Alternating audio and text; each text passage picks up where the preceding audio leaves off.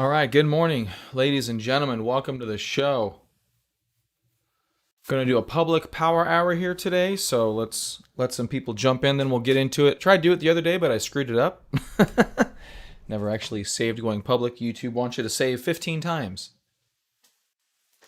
So I'm not very good at that.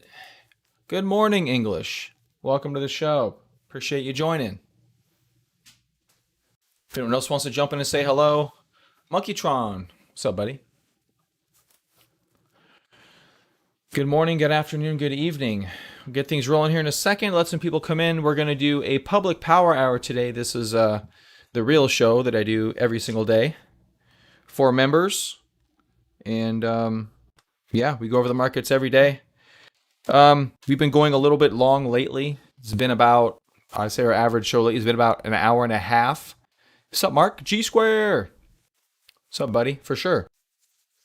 Yeah, I should probably try to do a few more of these. Lots of good stuff to talk about today. This is a very, very resilient market. Yesterday, we actually did run into a little bit of a problem, but today it's proving it's almost erasing itself. So we have a follow 3-day system. Morning, Alexi. How you doing, Alexi? We follow something called the follow 3-day system, which is a system I've derived from the follow 3-day method in stocks. What's up, Christina? And it's derived by accumulation days and distribution days. We had our follow through day, this big green arrow down here, started this massive, massive rally. And we have one distribution day, and now we have 2 distribution days as of yesterday. 4 distribution days puts you into a correction. So we're actually in a pretty good spot. And the distribution days can fall off after 30 days. This one has 4 days remaining before it falls off. And so we're actually not in a bad spot. Yesterday, the market was looking like it needed to make a decision, and it looked like it was trying to roll over a little bit. But you can see, this is our 2-hour chart. This is our daily chart. We pretty much had a bunch of wicks underneath here for the past 24 plus hours, maybe 30 hours. And this orange line actually happens to be our larger, this is a distribution area. There's something up here called overhead supply. Overhead supply is where someone bought a coin higher, and they maybe want to sell it. And so there's some supply up here that could come into the markets. And so Bitcoin's been suffering from that a little bit, but we kind of found a little bit of support off it. Bitcoin has not really been able to put in, hey, morning, Casey. Where you been? Would you like run away from Slack or something? You can come back into Slack. Cheyenne doesn't bite anymore. Yeah, so the declines we've been able to put in this market have been relatively benign. One flaw to this rally has been the declining volume in Bitcoin buying and selling pressure. But if yesterday's distribution day is all we're going to get, then I think we'll be in a pretty good spot, and we'll be able to have a little bit of choppiness, but hopefully continue back up. We've definitely got a small sequence here of lower highs and lower lows over the past several days. But in the larger picture, we still have higher highs and higher lows between this low and this low and this low and this low. Been living on the boat? Living on the boat? Nice. What's living on a boat like? How big's your boat? I didn't know you bought that much Bitcoin, Casey.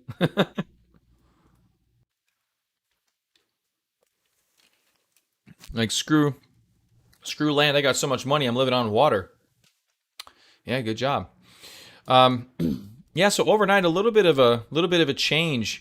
You see, we were in a pretty nice little downtrend here. Drop down, pop up, found some resistance at the trend line. Yesterday, we did try to follow through to the downside. We did have some additional selling pressure that was in as of yesterday's show, but it really stalled out. There was much more accumulation here than anticipated. You can see that this is my volume aggregation tool, and this kind of shows you, it's supposed to help you, give you some insights into buying and selling pressure.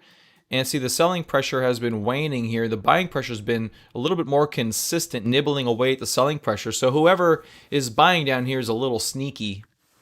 And I mean, it still could dump, if someone comes in with a large bag to dispose of, that could happen. But so far, we haven't been able to put much of a decline. So Bitcoin's in a pretty good spot. The whole market rallied back. All of our leaders are doing great today. The bounce back on a lot of them is excellent. We mentioned the Supreme Strength on Sol yesterday, also taking leadership today too. This will not go away. Sol should be a big leader for this cycle. Actually, what's up, Fambe? How you doing, bud? So Bitcoin's doing good. We actually broke this trend line, which isn't the end all of end alls, but it is definitely a good sign. That type of volume in the prior 2 hour bar, which we just closed, we see across the board today is as a good additional buying signature. You're seeing that kind of all over the place. And one thing that's good is that those big buying pops aren't going away during some of the other kind of malaise downtrends that ended up going into much deeper downtrends. You didn't have this kind of this buying pressure staying around here, so that's good. Yes, there is some selling pressure, but we haven't seen a big selling block in the past 24 hours. So it's not for sure that it's gone, but maybe it is. I don't know. Maybe they had to liquidate some for some reason, but they didn't really want to tank price. You never know what a motive behind someone selling could be. But all in all, I think the market's doing good. We're not really falling apart. Yeah, the Bitcoin market's doing good, which is letting the altcoin market flourish. And that's really what's happening. While Bitcoin is going through these undulations and trying to figure out exactly what it wants to do, and it wants to be stable, that's what it wants to do. It's letting these altcoins really just fly. ADA, yes, I do have ADA BTC Monkeytron, yeah. All right, so let's move on from here. Bitcoin's in a pretty decent spot. You do have some support down here at the 46,255. That's about, yeah. That's our low for now. So we're trying to reverse back up. Still could be under some pressure though until we get firmly above the 49.3 here. But good signs. I'm liking it so far. At the same time, a lot of these big pops have stalled out with this kind of choppy BART type action. So do be aware of that. But I'm hoping this low holds. It's good. But like I said, at the same time, this market hasn't. It wants to be stable, but it's not that it can't go down. We talked a couple days ago about it dropping down to the 41,000 level, retesting, which would be about just under a 20% decline. Actually, about 19% decline. And we haven't really had a major drop down in the markets since in the last month and a week, 5 weeks since our follow through day. So I'm not stripping that away from the cards. I think a base up here could do good. But the way the altcoins are going, the way the altcoins are looking right now, I think Bitcoin's going to be stable up in this area. All right, next up, let's take a look at Ethereum. And Ethereum bouncing back fairly strongly as well. We had kind of a rounded top scenario going off in Ethereum, which is still at play. If you look at the good book, the Bolkowski Encyclopedia of Chart Patterns, I'm not going to go into it right now. I want to do more AVAX stuff today. A rounded top ends up finding support and then bouncing. So it hasn't fully completed the rounding. We do have an alert here at the 33.42.95, and right there we will be, back into highs, back into new highs. Ethereum is looking really nice. Still has declining volume, so we're still consolidating this larger up move, and all in all, it's looking really good. Yeah, I'm pretty good, Fambe. Absolutely. Coinbase is greatly positive. BTC, ETH, but Binance has been crazy. My day trading, I think I'm 20x-ish all since 2018. DCA during the 18 to 20 era. All right, nice job, Fambe. Excellent, excellent, excellent. Good job. All right, next up is Cardano.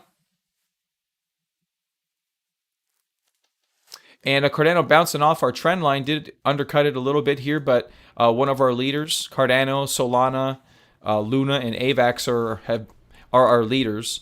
And yeah, Cardano here in new highs, and it's willing to stay up here. We mentioned this drop down the past couple of days has been on lower volume, and now you see higher volume stepping back in. So uptrend is definitely a go. Yeah, remember to hit the like button. There you go, Fambe. I always forget that. I'm not good at this whole YouTube thing. But yeah, so Cardano right here bouncing up in good volume. Excellent move here. Cardano still has a long way to go, I think. It's really in a good spot. You just bounced off the all-time high. That's what that horizontal line is right there. So Cardano's in a great spot. Your stop could be down in that area, but it's a little wide at this point in time. Obviously, the buy would have been better at the trend line break, which is also where volume stepped in. And here you see the VA tool showing the selling pressure waning, even as the price goes down, and then the buying pressure stepping in here. All right, next up is BNB. BNB's been doing okay. Try to provide some leadership. I don't know if it's going to be sustainable though. It's not. I don't know. I'm on the fence. Does anyone have any opinions whether BNB is a real layer one blockchain or not? Like we have Ethereum, Cardano, Polkadot. All our leaders are layer one blockchains. If you had, except for Luna. Luna's not a true layer one. But I don't know if BR1's a true layer one. I guess it could be. You could consider it one. It's definitely not decentralized. But regardless, it looked like it was going to try to provide some leadership and jump into the rank of the leaders. But so far, it hasn't really given itself a lot of life. And you can see here it stalled out at the 510.08. That's our current alert here for Binance Coin. And right now we're chopping around. We will break it up in time as the market gets higher, but I'm not sure if it'll lead. Proof of authority is kind of a turnoff. Not gonna lie. It's not it's not decentralized. Yeah, I haven't gone too deep into proof of authority to be honest with you to form a valid opinion on that one. WH. Buy shitcoins. I won't argue with that. I definitely won't argue with that. But yesterday during the power hour, we did a pretty deep dive on AVAX, and I want to continue that today as that ecosystem is pumping up next and may take some of the liquidity from BSC into the AVAX ecosystem. And the AVAX stuff is looking like it still has a pretty good run ahead of it. So BNB 510.08. That's our next alert level. We've had some down here at some other consolidations. This is just another consolidation. I'm sure it'll have a blast off at some point, like everything else does. Obviously, you just have to pick your coins you're working with here. All right, next up is XRP, which has not been leading, and yesterday was looking a little bit ominous, undercutting the trend line here, but it's able to bounce back. The bigger picture-wise, it looks like we're probably gonna. I guess it's technically still in a flaggy situation. So XRP not too bad, but it's not leading us today. 6% is a good day, though. You can't argue with that. But you can see the other day we talked down here because, lately the market's bounced back significantly. So we're like, okay, if XRP is going to bounce back, boom, that's your line. Well, it tried it at the open yesterday, couldn't do it. And I think this still could be your line. You arguably could try to form some type of inverted head and shoulders if you want to forecast like that. And but I have my alert up here at the 128.94. Which I could probably lower that a little bit based on the top trend line here. But not by much. Not by much at all, actually. I'm just going to leave it. It's only 1.5%. So I'm going to leave my alert up there. If you're interested in XRP lower, you're probably already buying. All right, next up is Doge. And Doge with a 32.811 alert level here. It unfortunately really hasn't done much in the past couple of days. It liked the downtrend. It doesn't like the bounce back. That is a little bit of a concern. I'm sure it'll have its day again, like everything else does. Doge is being supported by that trend line. I end up with a million trend lines on my chart. That's okay. Guess that's what they're for.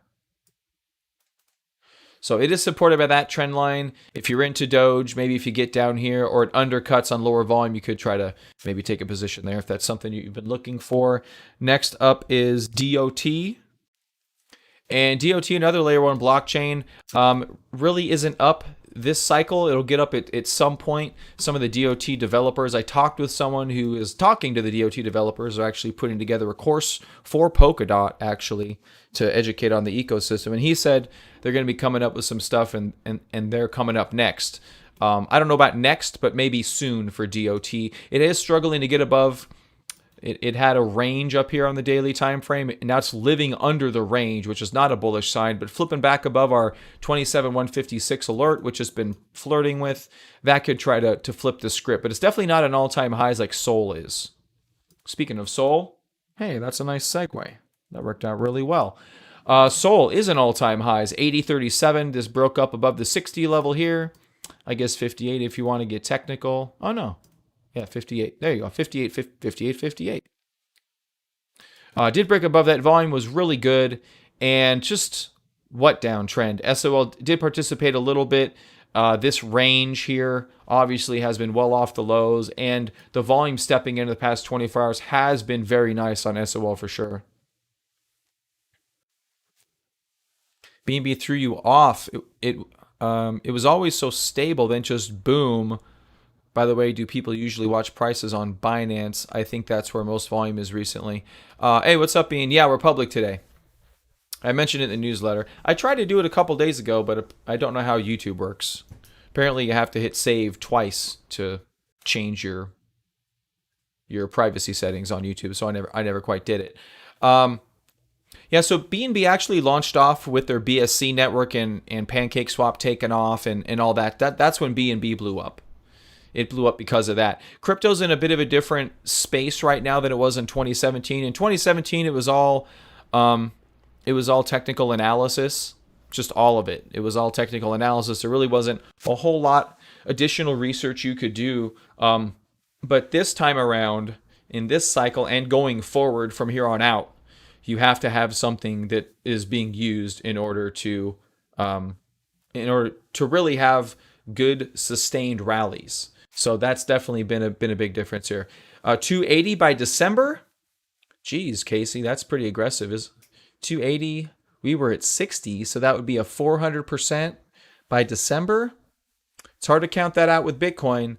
I don't know if we'll talk about that. If we have time, we can talk about a BTC supercycle like that. We have a case for 120, I think it is. But all right, let me keep with my schedule. So for the the newsletter, yeah. So the newsletter and the Power Hour, it's all included in the same thing. It's not separate. 280 would follow 2017 in terms of percentages. That'd be cool if that happened in terms of percentages. The percentages change cycle to cycle. So from that perspective, it's hard to really say for sure it's going to get up there. But the analysis will lead us, cycle or base after base. With the Power Hour though, you can go to my website real-crypto.com, click on services, and but with the Power Hour, it's everything. I don't have a bunch of different services. It's not how I live my life. I just do this every day for everybody. So I do the newsletter, and then we do the daily stream, and we have the alert system. And I have a couple custom indicators you get. You basically have an hour with me. It's designed to be almost like a mentorship session. We do have this flow that we do, but I really, really do like audience participation. I don't just want me screaming into the ether.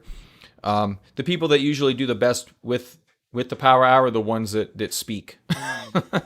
So just being honest there. I'm just being honest. But anyway, okay. So yeah, SOL's in a good spot. 8037 has been our alert. And we did break that alert. We're holding above it. We had a little bull flag here late yesterday. Now a little bull flag right now. Aggregation tool showing some selling pressure, but yeah, I don't really believe it that much on the 2-hour time frame. At some point, we will very likely get some additional volume stepping in here as everything is looking like a pretty good reversal today. It's really up to Bitcoin, though. In reality, although SOL has actually bucked Bitcoin. Yesterday it was up, 5%, while Bitcoin was down 4 or 5%. I think it was even up more than that. It's had a really good day yesterday. All right, next up is Uni. But Sol is our leader, period. Next up is Uni. Uniswap has not been leading, although we did find support yesterday at our support level. Kind of a triple bottom scenario. You're up a little bit too high today to call this a bottom buy. Here's the middle of the range. We had the alert at $30.53 for that one. Bitcoin Cash. Also, if I pause every once in a while because I write timestamps down, and after the video, I will write the timestamps on the video. So if you guys do want to go back and revisit a certain section, you'll be able to do that. Okay, so Bitcoin Cash. Alerts at 740 cents, $700.40. This has been lagging a little bit. Looks like it's putting in a channel right now. Yeah, there we go. So it's just forming the bottom part of the channel. We're still relatively low. I guess you could try to bottom buy this if you're into Bitcoin Cash. This hasn't had a lot of leadership qualities, although it has run with the market. The percentages haven't been as good as a lot of the other coins. Really, what's in right now is layer 1 blockchains. That's it. That's been the theme. Most of these transfer coins, as I call them, really haven't been doing much. Next up is Link. Link also down, actually undercutting support, getting to prior support. So we should probably actually move that down a little bit. I was trying to keep it pretty close to price, but Link's been really choppy. It just really has been. Oh, that was an alert level. I should probably move that back. Actually, I'll just get rid of that alert level. It's not valid any longer. Yeah, so 2408, that has been our support. So hopefully this is a valid range now. We have a low here, and a low here. Hopefully that's a good range for Link. Link only up 4% today, definitely not leading. Next up is Litecoin, which is another transfer coin, which these Litecoin, I think it did a little bit better than Bitcoin Cash. And I did see, we talked about a post about Litecoin having a very large bullish pattern on it, which you can see right here. I think there may be some validity to it. So a breakout of 400 over Litecoin would be all-time highs. That would likely be the way it's playing out right now in that larger picture. If we get into a blow-off top scenario with BTC, that may be when Litecoin starts breaking out of 400. I don't know what it's going to look like between now and then, but I mean, it's hard to say Litecoin will go into all-time highs. It did have a nice double top over here. It was able to hold this super high range. This is most of its history, right? Like this is obviously super early Litecoin, and this is basically its modern range. This is like ancient Egypt. This is modern, and I do think at some point it will break this range, but it's going to do it in a tricky way, and it's not going to be comfortable. Is coming from a trader if you're expecting pops and stuff like that. So I think it'll get there. I think it'll do it. Maybe when Bitcoin crosses 60K, 65K, it'll be up here knocking at 350, and then at some point it'll cross, but it'll be in the background, unfortunately, because these layer ones are taken over from the transfer coins. Next up is Luna. Luna, another one of our leaders in all-time highs. Luna and Sol moved into all-time highs first. Luna's been a little choppy up here, but so has Sol. Sol's been a little choppy too, so I don't think we can go ahead and draw our range right there. We did have a small undercut here, as a lot of the market did. So that must have been a shakeout event last night, and then boom, Luna bouncing right back up. We had the 29.90, which was based off of that declining level. So this isn't really valid. Let's move that up to 33.40, and I'll adjust that alert.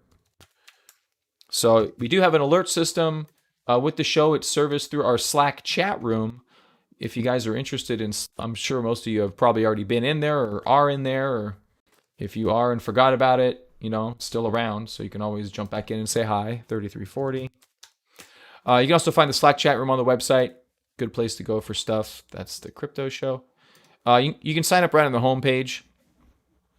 I do ask for your email, but I don't spam you with anything. So one day I'll put out some courses and people will get an email or two from me. That's about it. But yeah, so there's Slack. People chatting in Slack. B-Dubs and Cheyenne. But yeah, the alerts are served through Slack. So, all right, next up is Matic.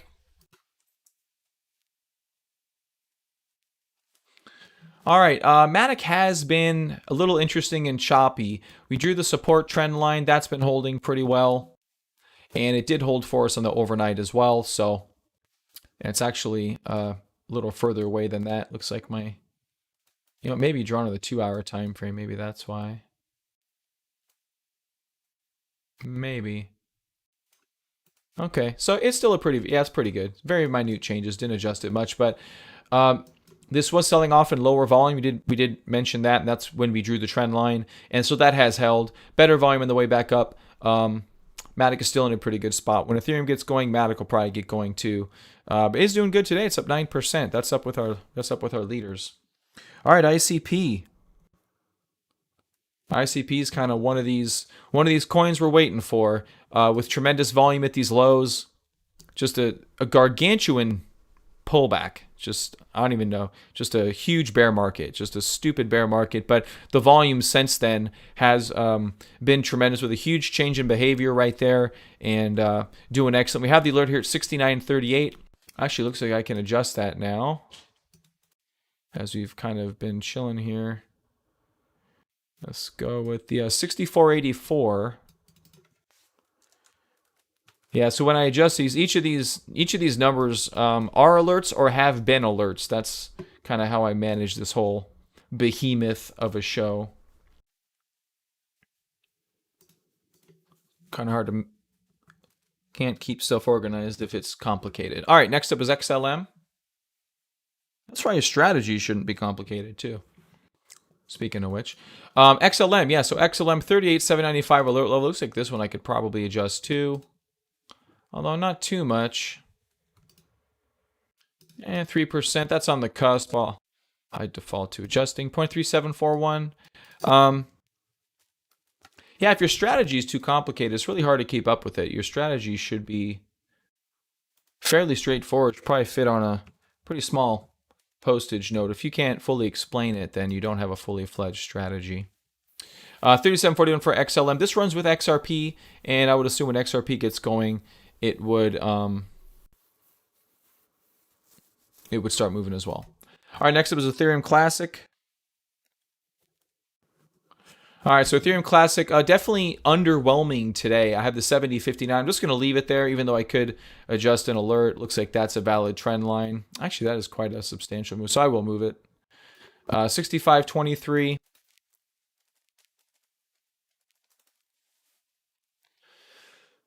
For ETC. Yeah, so this is a live power hour, guys. I'm not doing another show after this. This is what you get with the service. If you're interested in stuff like this, more in-depth analysis, pretty much able to ask any question you want. All right, so Vechain here, 13,781. Not too bad here. Yeah, so we're getting some flags. So you notice I keep adjusting the same thing. That means the market is doing the same thing. 1311. And I think one of the main things that we do really well, yeah, it's another 3, is stay with the flow of the market, trying to figure out if there's larger accumulation or larger distribution. We do a very good job with that. Yeah, Fami did ask about Cake. Let me talk about Cake real quick. I think Cake's doing really good, to be honest with you. Yeah, I think Cake's, I actually have it here. It's under my top 20 list. Cake has been in a very nice uptrend. This is on the BSC network. I'm sure most of you are familiar with it. This is called a frozen rope pattern. Okay, when this gets broken, then that's obviously when things change. But Cake with a frozen rope here, it's been doing really well. It's been very consistent. And I say the volume's even pretty good. It's not blockbuster. It's kind of boring you. I want to say boring you into profits. So, yeah, he said it wasn't leading, so I dumped it. Probably a mistake. So in markets like this, and this is what's a little bit difficult about markets like this, is that everything, as long as it's good, if it's garbage, it may not move. Like when I go through my BTC list, I think I have, what is it, I have 208 pairs coins that I look at every day. So we don't look at all these coins every day, but I look at all 208, I look at all 35 here, and I look at 20 of the top 20. I don't look at all 46. There's some other stuff on there too. Yeah, Brennan, I do the stocks power hour. Yeah, that's at 6:30. Well, my time. That's it. That's at the market open. I do still do that. You can go to my real-stock site for that. I just do that. There's no subscription required for that one. The crypto audience didn't really relate over to stocks very well. But anyway, so out of 208 pairs, I have 1, 2, 3, 4, 5, 6, 7, 8, 9, 10, 11, 12. I have 16 pairs. Say that. Oh, actually more than that. So I have 19. That's a pretty heavy day. We'll usually have about 6 to 8. And some of those are updates. So here's the thing. Like I started out saying, when the market is in a larger uptrend like this, everything's going to move. And something like Cake, the good thing about Cake, if you guys don't know about Cake, you can actually, if you have it on your MetaMask, you can actually move that over to the PancakeSwap, and you can stake that and earn some additional Cake with your Cake while it's rallying. It's a little bit like leverage. Although You're not literally leveraged. You're literally staking it. So you're just gaining extra cake. All right. Next up is Phil. Hey, what up, Sam? Long time. It has been a while, hasn't it?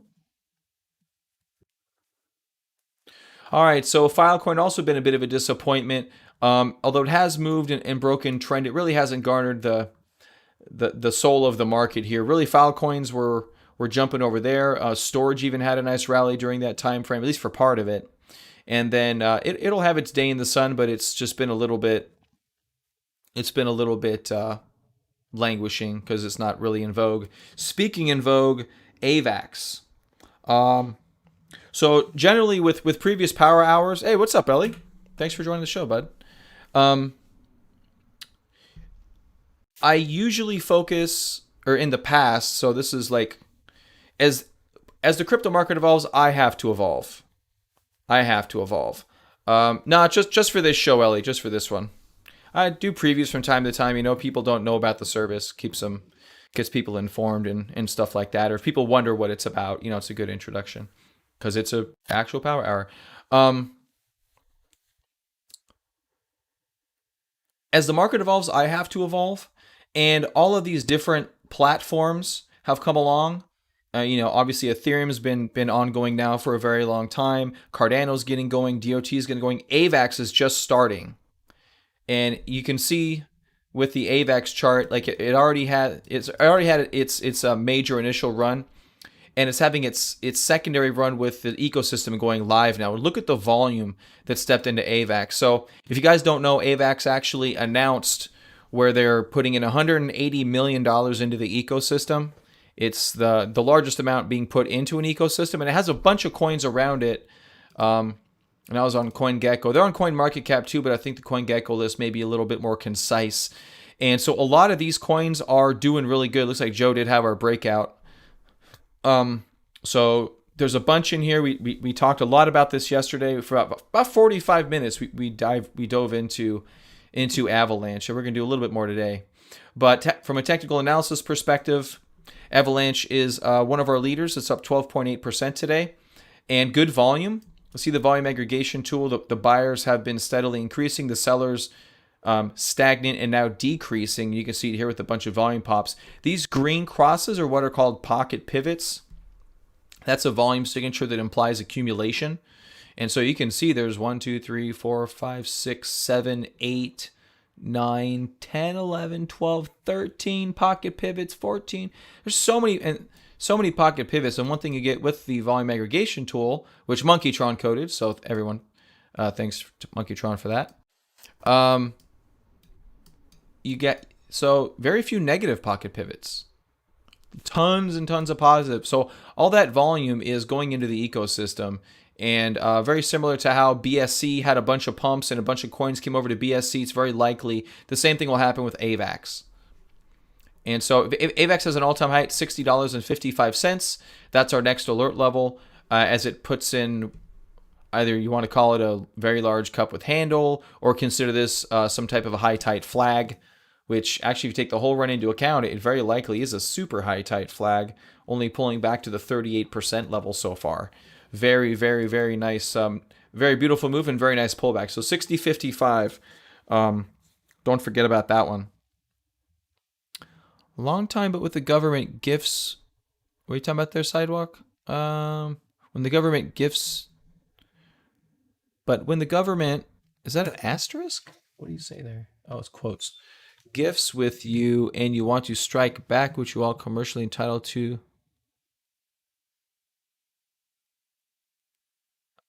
Don't know what you're talking about there, my friend. What are you going to strike back? We're not trying to do anything political here, so I don't know what you mean by strike back. Did some staking on Binance last year, but it just felt weird. On a clear bull run, it's okay, but you never know. Locking things on a market that does crazy moves, you can only get so much from staking. So let's talk about that. That actually brings up a good point. So, see, this is why conversational shows are the best, is because it brings up a lot of stuff. I've got a routine because we do the show every day, and it's hard to talk about something, extraordinarily beneficial every single day. It's very difficult. But these conversations make these things happen more often. So staking versus trading. I mean, that's kind of the staking versus trading is kind of what you're talking about. So I talked to a gentleman the other day. I'm part of an educational series with Block Geeks, and they bring in a lot of different experts to talk about a lot of different things, and technical analysis is just one of them. And he was going on about a portfolio, which includes, DeFi and staking and using something like Celsius or something that can give you yield, and then trading, and kind of having all these as a certain allocation within your portfolio, right? You don't have to, hey, morning, Restless. You don't have to only trade. Trading can be a part of what you do. Staking can be a part of what you do. Everything to do with crypto can be something different. You hodl Bitcoin, you maybe hodl Ethereum or Cardano, you stake some, you trade some, you do a little bit of leverage trading. Like there's all kinds of stuff you can do. There's absolutely all kinds of stuff you can do. So, yeah, it can all be part of your portfolio. Don't think it all has to be one thing. I think a lot of people get caught up in that, and it's probably better to spread yourself out a little bit, because the rising tide lifts all ships type of a situation. So if you're doing some of the staking, and you're doing some of the hodling, and you're doing some trading, I think you'll be okay.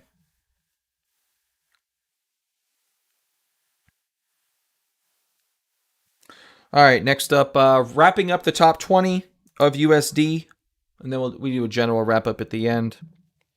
But wrapping up the top 20 USD, this is a pretty resilient market right now. Bitcoin had an opportunity last night to roll over. Unfortunately, well, I don't know why I said unfortunately. Fortunately, it did not. So the market did roll over. It's very stable. The altcoins are bouncing back very nicely. While there still may definitely be some volatility, overall it does appear to be that the market really wants to go up. It absolutely wants to go up. Staking isn't risk. Staking isn't risk, is it? Do you really, really own the coins when you stake? I don't know. You can't be okay doing everything if your analysis is bad. Yeah, right. Well, that's a little bit why diversification in a space like this could be good, even with stocks. Um, I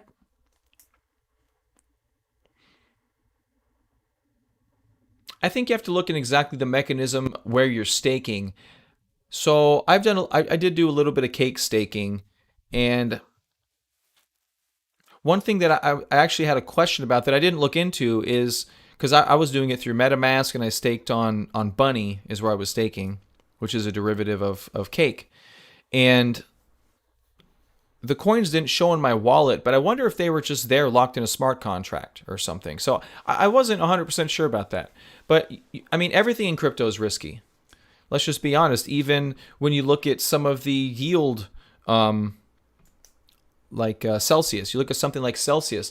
Celsius ended up getting hacked, right? So you can get hacked, and you can lose value in anything. Anything in the digital space that is, especially that's open, is open to attack. So from that perspective, everything is a little bit risky. That's why everyone's best bet is Bitcoin. That's why Bitcoin is the end all to security. That's what some people think. I don't know if that's true or not. Um, I've heard Richard Hart say, Bitcoin has its vulnerabilities, but obviously the market doesn't reflect that. So I don't know if he's telling the truth or not on that one. But I mean, anytime, yeah, not your coins, not your keys. I mean, that's a real thing. Staking can take a few days to get out on Sol if you want to sell quickly. Oh, really? I haven't done any staking on Sol. Is that just the function of the market, or is that because it's not very liquid? Because that's what you need to figure out. If it's a liquidity problem, yeah, what's up, Ted? Hey, buddy. If it's a liquidity problem, that's one thing. If it's a function of the network, that's another thing. Problem is that usually these success stories are people who went all in on one thing, found themselves on the right side of a trade. Yeah, for sure. All right, let's move on. Yeah, so wrapping up, I think everything is pretty good here. I think, I mean, overall, the picture is very bullish, especially with the altcoins. And when the altcoins are usually this feverish, Bitcoin usually won't slap them down that bad, but it has happened. So, um, keep stops in mind like that. But generally, it looks really good. All right. Next up, I only had one USD pair, and I don't look at all the USD pairs. I only look at probably, I think, 30 or 40. XTZ. So XTZ, I don't remember if Tezos is a layer 1, so let me look at it real quick. Too many freaking coins. I keep forgetting if XTZ is a layer 1 or not. So it is a platform. So it is a layer 1. Okay, so here's another layer 1. And so that's good. Yeah, it's its own blockchain. Yeah. I thought so, but I wasn't sure, and I didn't want to just spit it out there. So yeah, smart contracts. Okay, so this is a layer 1. Not as much in vogue as some of the other ones. The daily time frame on XTZ is a little bit different than some of the other.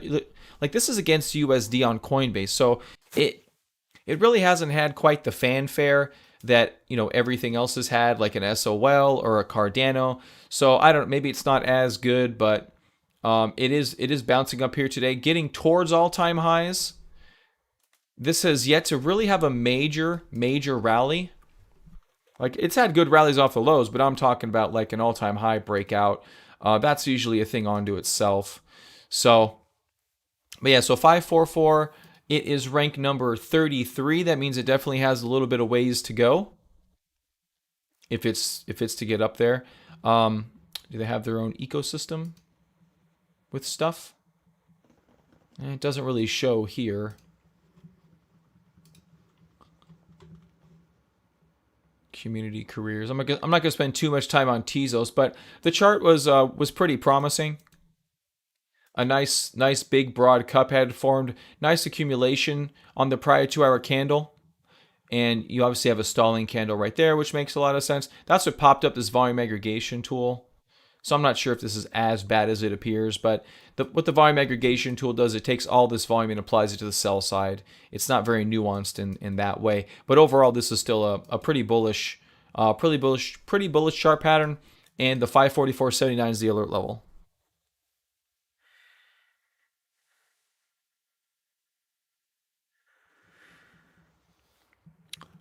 All right, next up are BTC pairs.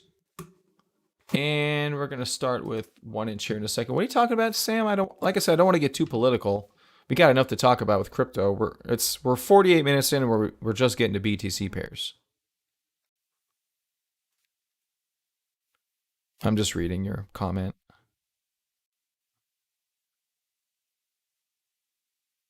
Okay.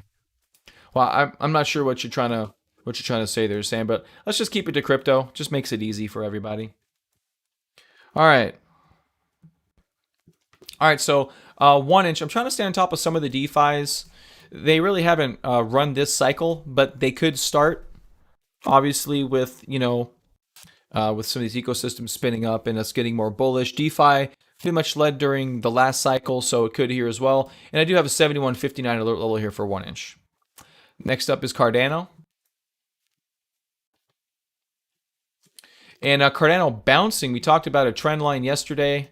And boom, it rallied straight through that trend line on the overnight session on good volume as well. So Cardano looking good versus USD, looking good versus BTC. Now there is resistance right here.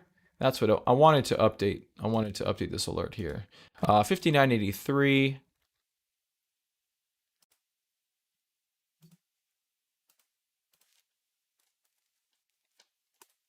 For Cardano, let me update that alert level. So the alert levels are potential buy points. Everyone trades a little bit differently, and so I don't like, tell people what to buy. But if you guys want additional clarification or want to talk over positions, obviously we're good to do that. But this is your next resistance level here for Cardano, which it did stall at a little bit right there. Hey Sam, I'm not sure if you are in the right chat room or not, but let's. I'm not sure what you're talking about, buddy. I don't want to have to mute you. So, like I said, let's just keep it to crypto. All right, 58.93. Next one is Decred. So 46.05. Decred is one of those that Decred's been looking interesting to me now for the past little bit. But I haven't alerted on it until today. It's getting a little bit tighter. It did just pop up on the overnight. 38.34 is the alert level. There's some people may see a diamond top here. I definitely could see that, but Decred's been holding really, really nice and stable. I don't see any issue with Decred. We have the alert at 38.34. And yeah, that's all she wrote. Decred. That's not all she wrote. I want to look into Decred. I actually forget what this does. It used to be kind of a darling of the market for a little bit there. It's number 54, medium of exchange. Blockchain-based cryptocurrency, facilitate open governance. Yeah, so it's not a layer 1 blockchain. I think it's just a crypto.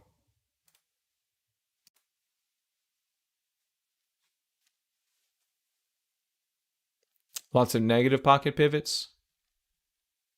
Yeah, so it's a store of value. It's a transfer coin like a Bitcoin is. I didn't think it was a layer 1. Yeah, so yeah, here's the thing. When you talk about the pocket pivots, Monkeytron, I definitely get your point. But on the daily time frame, it's really low volume. It's really low volume. So all you need is one good pocket pivot and this thing is gone. Just like we saw, remember I threw that alert on MLN the other day? And I'm like, yeah, this looks really good. And then boom, it just blasted up like 30%. One candle is all it takes to do that. Sam, no, I just told you I don't want to censor you, but I will. This is a crypto show. This isn't the Sam show. If you want the Sam show, go do a live stream, and then people can watch the Sam show. No one's I'm not censoring you. You're in the wrong place. If you go into a movie theater and if you want to be an actor and you walk into a movie theater, you're just in the wrong place. Okay? That's all. Just chill. All right. So 38.34 for Decred right there. Next up is ENJ. Yeah, I saw that brain scan. I actually heard it on the radio. I saw it in the stock market, then I heard it on the radio. So, I guess good. I don't know. All right, ENJ. ENJ with a similar bull flag. We've seen this type of setup a lot. There's been a couple of them. This is the same one that MLN had too, by the way. 44.66. Again, really low volume, able to go sideways for long periods of time. Engine token. This is it DeFi? This is in a pop-in ecosystem. It's NFT. Yeah, that's what it is. This is in the NFT ecosystem, and pretty good price action overall. I definitely wish volume was higher, so that is a big flaw to this one. But overall, if you look at ENJ, it's not looking too bad. It could be part of a watch list right there. Next up is ERN. ERN is also part of DeFi. Some job things, Ellie. What are you doing, man? Trader. Get it? Trader. ERN, we've been on top of this one, and it broke all-time highs. Had an alert at 12.817. No alert on this one right now, but it is breaking through resistance. We also noted the low volume as it was coming down, and boom. See, that's the pocket pivot I'm talking about, Monkeytron. You get something like that can change the behavior of a coin. And this has been in an uptrend. The volume hasn't really gotten away from you here yet. Which is good. That means it potentially has a long way to go. I forget ERN. Job shaming. Don't you job shame me. I like it. Rank 264.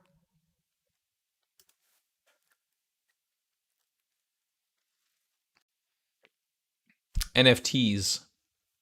Yeah, this is NFTs? Oh yeah, it's marked as NFTs. Light blue is NFT marked. Anyway, so ERN trying to get back up here. Not bad. Next up is FTT.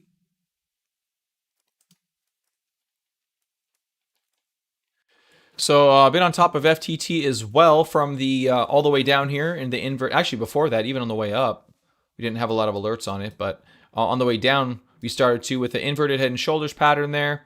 And then really good alert there at 80.46, rallied through to hit the head and shoulders target. Now it has a very large cup and handle, and I'm patiently waiting for the 10.220 alert level for a handle breakout. So FTT could be trying to be on its way again. Yeah, we'll see. We'll see how it goes. FTT has a very unique and interesting volume signature that is really hard to reason around. You almost do have to trade it just based off of price bars, which is a little bit strange, but can still be done, especially when you don't have a choice. All right, next it was FXS. All right, so this is Frac Shares, also part of the Avalanche ecosystem.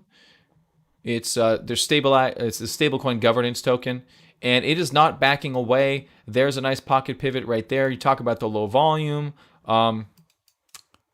Yeah, I was thinking about an alert across there. Let me look at that for a minute.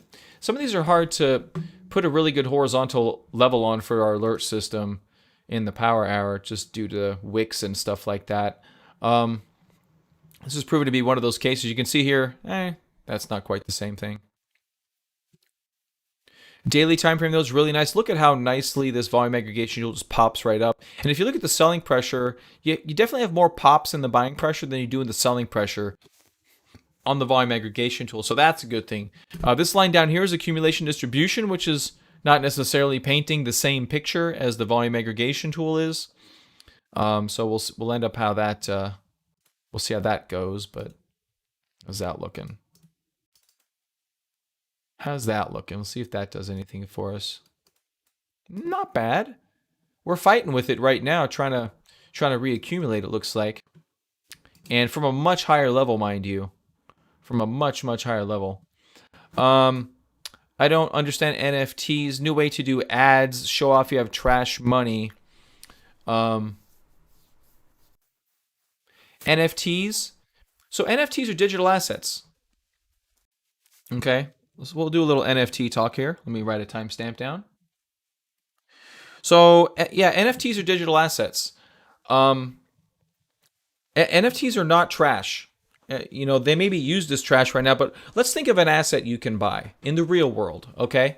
Actually, we did talk about this yesterday too, didn't we? We had an NFT talk yesterday. Yeah, we did. 440. So everything in your real world will end up moving over in a way, not everything. You can't have digital food per se, but you'll end up with a digital approximation of that. So in the real world, you have things that you consume and things that you consider assets, right? In crypto, it's hard to consume stuff, but ETH being considered gas. Pretty good, Omar. How are you, bud?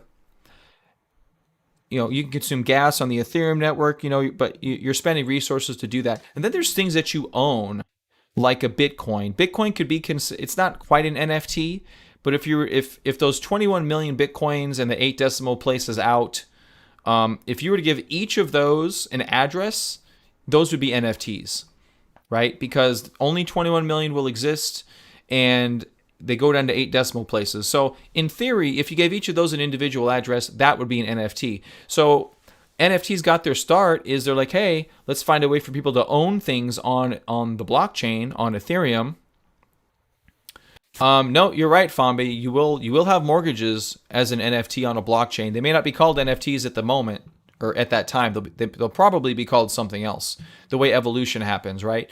But a mortgage would be an approximation of a digital asset on a blockchain. It definitely could happen.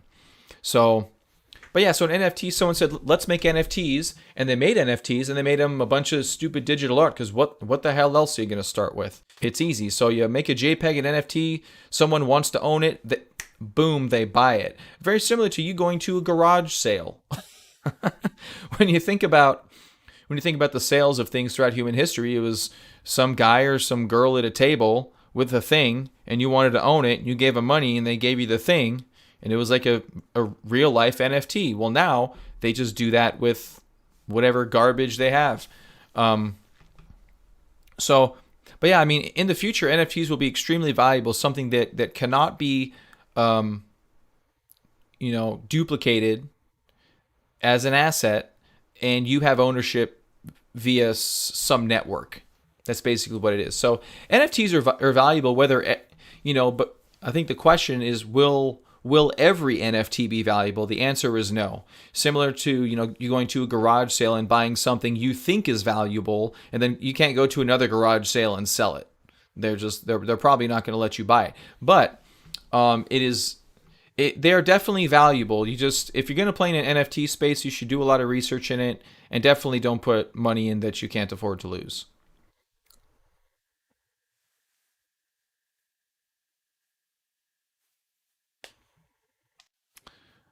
Looking at the volume of BTC, do you think there is a hidden divergence there? Price has an uptrend while volume has a downtrend. Yeah, Omar, I covered that a little bit earlier. That is definitely the case. That is definitely a concern. But so far it's sustainable. What I'm hoping will happen, see, the market's already had a few opportunities to sell off, and it's going to get some more. Volume is generally decreasing in Bitcoin. I don't want to get too off topic here, but volume is generally decreasing in Bitcoin on the way up. That will become a problem. But the way everything is behaving and looking right now, we are stable. And that's really all you can ask for, I think, is stability up here. Sideways would be really nice right now. We already had about a 7 or 8% pullback. If we can go sideways from here, I think that would be great. All right. What else here? Bought your first house. That was a pain in the ass. I'm sorry, Fambe. Was that in the U? Are you in the U.S., Fambe? I don't think it was that bad. Hey, what's up, Dream Car? Rally's a bull trap. Okay, we'll look at that a little bit later. We'll look at that. All right, let's keep going with the generally scheduled thing right here. Next up is GTC.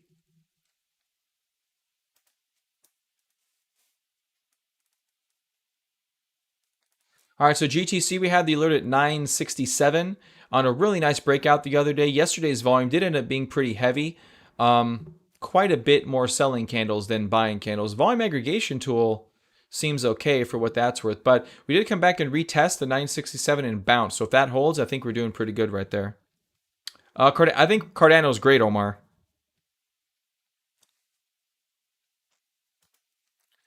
Next up was ILV. So we actually caught ILV at a pretty decent place, actually prior to breaking the all-time highs during AXS's run.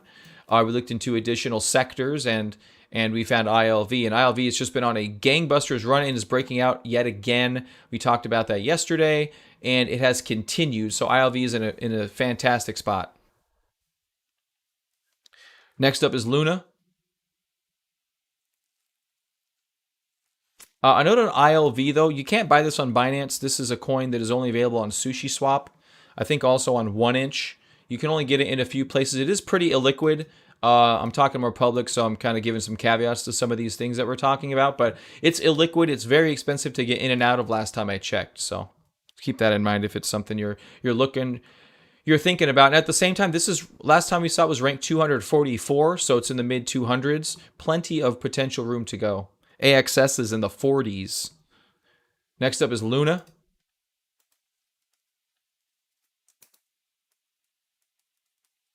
All right, and Luna looking really good here.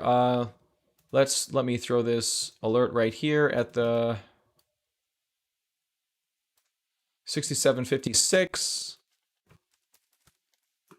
for Luna. And Luna versus BTC, obviously at all-time highs. This is just a consolidation. That's it. It's gone. Luna's doing super good. 67.56. Last alert was at 37. This alert is at 67. And it was basically straight up. Some small consolidations, but really nothing too bad. And holding really nice and tight. Luna's doing great. Oh, really, Fambi? Finland? Yeah, not familiar with that.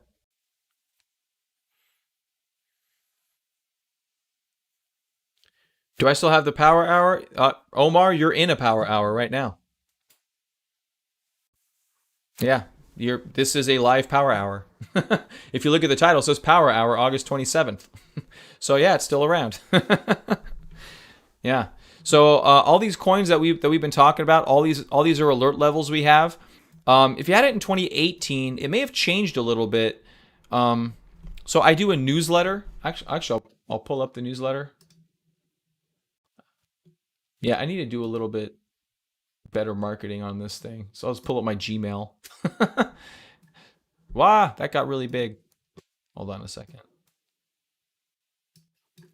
Yeah, so I need to show the newsletter.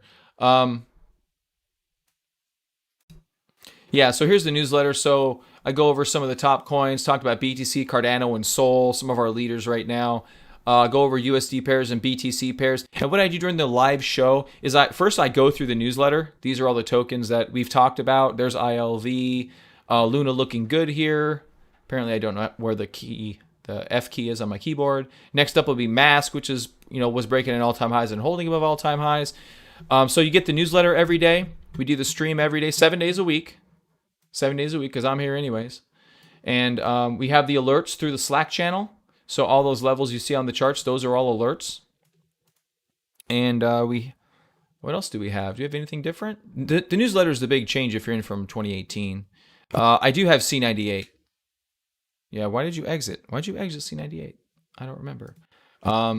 Here's the Power Hour page. So we go through the follow-through day system, and I have a video explaining the follow-through day system. And then you do have some links and resources that you get.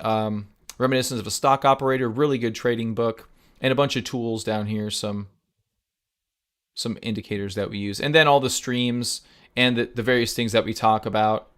And then, like I mentioned, the streams have timestamps. So even today, guys, if you're going to go back and rewatch this, there's timestamps for everything that we talk about. So, good stuff. All right. So Luna with a 6756 alert level. All right, next up is Mask. And we click on that button. We're over an hour now. Okay. All right, so Mask not doing too bad here. Above our 1095. And yeah, looking really good. Excellent volume stepped into Mask. Now we have declining volume in a consolidation. That's exactly what you'll want to see. It looks really, really good. So no alert on this one. It's hard to buy a little bit low like this. It's not something I usually advise. But look at the volume on Mask. It's really hard to argue that this thing is not doing pretty good. Yeah, we have been doing a lot of Ichimoku stuff too. That's true. MLN. All right, so MLN, this one we highlighted 2 days ago, and yesterday it popped like 30%. This is actually a really cool product. It's Enzyme. I have it up here because I think it's pretty cool. Yeah, this is on Binance. If you guys are on Binance, I don't know where else it's at. But this Enzyme thing is really cool. It's kind of like it's cross-chain ETF investing, which I think is awesome. Like I really like it. So we discovered it 2 days ago. Yesterday it popped 30%. I mean, it's got everything. The name is good. The logo's good. It's ranked 178. It's got a lot of room to go. They even have their cool new charts. Have you guys seen the cool new charts here for trading views? So it looks good. I don't know if it'll survive. I don't know if it'll succeed, but it looks super cool. Like the UI is great. I mean, the performance of the website's good. It's professional. Assets under management, 86 million in US Fund 1. So there's a bunch of different stuff you can invest in. You haven't even really fully gone through this, but you invest in cross-chain assets. It's pretty cool. I think it's a cool product. Like I said, I don't know if it's going to succeed or not, but what's the Enzyme Network Monitor? Oh, these are all the things that it owns? No shit. Oh, wow, that's cool. So they are legit. Wow. They are legitimately buying assets cross-chain, holding them in custodial wallets. And tells you the value locked. Okay. Okay. Vault managers, so you can make your own vault if you want. That's pretty cool. I think this is really unique. I think it's a cool project. Anyway, that's why I got it up here. So this has a nice little bull flag on it here too. I mean, I don't know where this could go to in terms of in terms of value. It's currently valued at 235 million market cap, ranked 178. It could get top 100. In top 100, you're looking at 900 million. Sorry, 900 billion. You look at 900 million, which is like a 4.5x from here. And the technical analysis stuff on it is pretty decent, is pretty good too. But it's under the radar still, and that's one of the reasons why some of these are hard for some people to hold on to. But the price action is good. The ICO on Binance looks really good. Although, yeah, if you go back here, this chart leaves a little bit to be desired. And I think MLN, USD, MLN, BTC. So that is MLN. Okay. I gotta double check sometimes because, you gotta double check sometimes. But yeah, so look in here. Oh, there we go. Oh, no wonder. This is 1 day. I hate when they default to 1 day. Okay, here you go. All time. All right, so see, that's the view I'm more familiar with. No wonder it was looking weird to me. All right, Fambe, peace, bud. Yeah, thanks for joining. Thanks for the questions. I appreciate the participation. Yeah, so one thing about this too, look at this volume that stepped in recently since it kind of came out of this doldrum. Looks like people saw promise in it, and now it's coming back. So I really like this name for a multitude of reasons. All right, next up is SOL.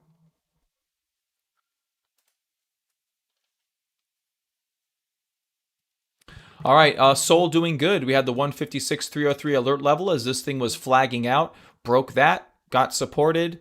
We're losing a little bit of momentum as we rally through, but I don't think it's a major concern. It's just pausing for the breakout at 17,805. That's our next alert level. So when you have a leader like an SOL, it's pretty important. Like even if you missed an entry, they're going to give you many good entries. That's the thing. You're not just going to get one good entry. You're going to get 3 or 4 or 5 good potential entry points. See, I mean, you can see on the way up here as an example, right? You have the real early breakout, even if you don't believe in it. And if you want to get a little bit here, and I mean, you have plenty of pretty decent entry points. Then you have a very standardized cup and handle down here. That's your base. These are consolidations. That is a real base. That's a real big boy base. Right, and then you have consolidation, and then you move into another base up here, which is kind of what we just broke out of for SOL. But you're going to have many chances to get in, and in the bigger picture, this being a larger base, this is your first consolidation out of the base, a very healthy place to buy once it fully breaks out on good volume. All right, next up is Torn.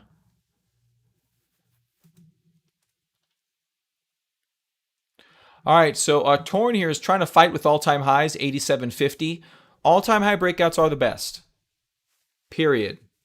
It's, you could try to find a trend line breakout like this, something like that. Those can work really well, and those can give you really good results, but they're much choppier. Generally, with a good quality asset in Torn, I'm on the fence whether Torn is a good quality asset or not. This is Tornado Cash. They do basically invisible transfers of funds. So if you want privacy, you can use Monero, you can use Torn to transfer assets if you want to transfer the actual asset. Freaking mosquitoes are biting me in my office. Anyway, 87.50 would be the all-time high breakout for Torn. Uni. Again, like I said, I'm trying to stay with some of the DeFis. And I don't highlight them all in the newsletter because I don't want to make the newsletters too long. This is doing pretty good. Actually rallied through. We had an alert at 51.742. And looks like my trend line is a little bit weird. There you go. Anyway, so this rallying on top of the trend line is a good sign. We haven't seen this a ton lately, or maybe I just haven't been drawing the trend lines a lot, but I'm pretty consistent.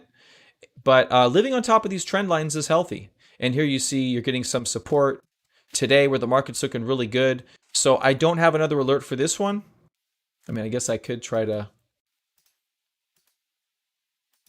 And it's already through that trend line. So I guess if you want it from an early level, you have about a 6% stop loss.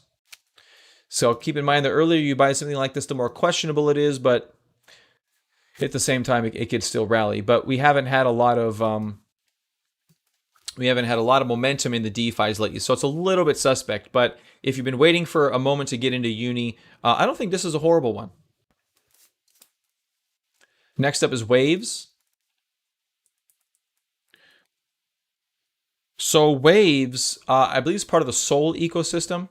They've been kind of adopted by them, and it's had a pretty nice rally here versus BTC. And a pretty large cup. Now, actually, one thing I wanted to look at, and now that I'm looking at it, I don't think it's going to be the case. A proper cup and handle, the middle of the cup, which is right here at this green line, should be below the middle of the handle. In other words, the handle should be above the cup. And these are really tight. I don't know how the heck I'm going to see that. So, oh, so far it is. Wow. I'm impressed. So the middle of the cup is above, the middle of the handle is above the middle of the cup. I didn't think that was going to be the case, but it is. So it's tricky, but it's good. Tricky, but it's good. And I got a 52.77 alert level here for Waves. We haven't been following Waves a whole lot. It's one of the coins that I kind of hated from the 2017 market, as it pretty much failed everything it tried. Even here, it didn't do very good, even though we tried to stay with it. It did okay, but it's really hard. Some coins are choppy and just really hard to be involved with, and Waves seems to be one of them. So just putting that out there. All right, next up is WRX. We've been waiting for this coin forever, literally since it came on to Coinbase and we found out about it, which is like over here. And then we had great alerts on it from $2.99 all the way up into basically 10,000. It didn't stay up there for very long. So from 300 to 10,000, and it's resetting. And we have an alert at 3302, and I'm looking at this almost every day. I actually put this on here because I knew we were doing a public stream, and I wanted to tell you guys about it, even if you weren't part of the show. Hold on a second.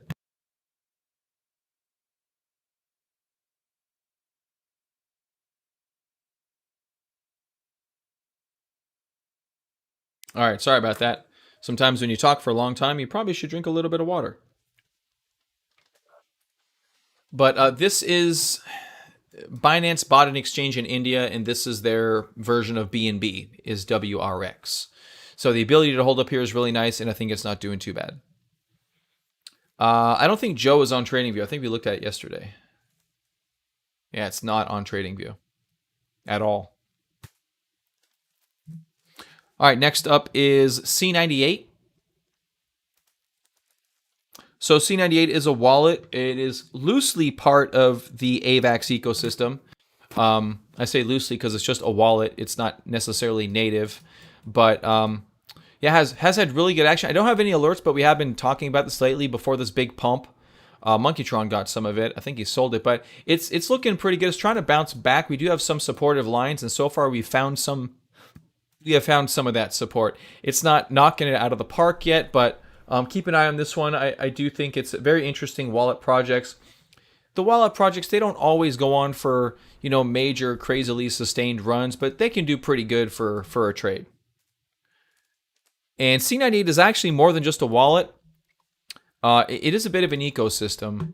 It's not a layer 1 blockchain or anything like that, but it's a DeFi platform. It's got some NFT stuff. You can launch tokens on it, which is kind of cool. So it's a wallet / kind of one of these, swapping platforms. They're very prevalent nowadays. This one seems to be a little bit more mature than some of them, which is, I think, why it's getting some love. So C98 is a pretty interesting one, but getting a little bit of support here. Okay, that was all the coins I had. An hour and 20 minutes in. There you go. Okay, what should we look at next? I try to keep in breadth with some of the other stuff. Let's take a look at new Binance coins because we're having a good day. So we'll probably find some of our new Binance coins that are popping. I do try to keep up with new Binance coins, and I have a whole list for them. AR's up 35% today. Ray's up 55% through our 835. Bam! There you go. Go Ray. That's part of the SOL ecosystem. So SOL, you can see the ecosystem affecting its kind of children components, if you will, with really a blockbuster move up from the 835. Hex pushing alt? Yeah, I know. Hex is slowly moving up. Excuse me. All right, let's take a look here. I just take a walk down from the new Binance coins because It's just the best way, easiest way to do it. 33.96. SFP, we noted this one was undulating between resistance and support, so not doing too bad there. Super okay. TKO trying to rally through. We had the 171.43, getting towards all-time highs. We'll have another alert there. I'll probably do it tomorrow. Shiba garbage. LPT can't get out of its own way, unfortunately. AR. So AR with a 34% day, bouncing loosely off our prior alert at 28.80. That's a nice move, really, off of these lows. Pretty good on the VA tool, daily time frame. Looks pretty good, actually. I will throw this alert up at 36.10. It's already played with it once. If it really doesn't want to blast off, it probably won't play with it again. So there's no real harm in doing this. Yeah, this is UST. These new coins, I put them against Tether. They seem to be faster. Hold on a second. Do I have AR?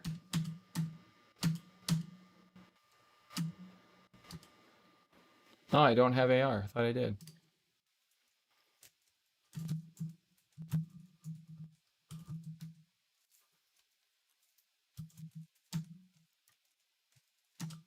All right, so that, yeah, 36.10 for AR. Next up is GTC. So there's Torn, and I can get rid of GTC and Torn. We have them on the USD pairs, or BTC pairs. TLM.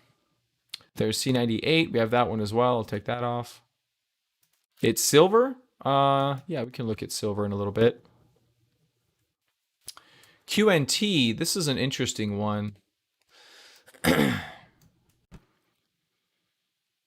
Interesting. Not a lot of distribution on this one. It has popped up from the ICO. I don't remember what QNT does. This Quant something. Oh, it's just Quant.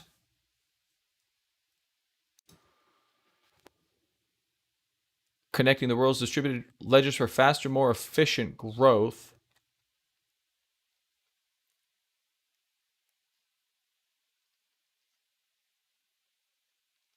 Golden Dixie when we get to stocks? Okay.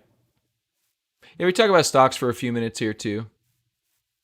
Nothing crazy though. Interoperability. So it's an interoperability token is what it looks like. And it's not looking bad either. It is market cap rank number 55. Really? Wow. I think that's how we first saw it, actually, going through the top 100. That's pretty interesting right there. Ranked 2.5 billion at 55. We've seen a lot in the mid 200s. Imagine those guys getting up there to 55. Although it looks like this ICO'd recently and kind of just stayed here. Oh wait, no. Darn it, it backed me up to the 1 minute time frame. There you go. So yeah, this did have a nice run up, and it looks like it's still continuing. This is on Coinbase. Okay. Bittrex and KuCoin. It was probably on Bittrex first. Maybe it's on KuCoin first, actually. So it's on several exchanges right now. That's a good thing for Quant. So it's a little late to the game. May still have some pump left to it. Recently got on Binance, and that's why it looks good. Next up is Flow, Sideways, CLV. Okay, so Ray. Ray is part of the SOL ecosystem. I actually don't remember what it does. Raydium. It's probably DeFi or something. Yeah, DeFi, AMM, and a distributed exchange. So you can see here all the time it's... Oh, wait. Again, why do you default me to the 1 day? That's stupid. I'm going to have to do that every time I come on CoinMarketCap now. Really elevated volume now. Ray could get pretty good. Rank 223 is Ray. So it could have a long way to go. I really haven't used it. I haven't been on the Sol ecosystem yet. Avenue for the evolution of DeFi. What a cool logo. That's dope. That's really neat. 1.1 billion locked. 8.8 billion trading volume. Order book AMM. Price swaps.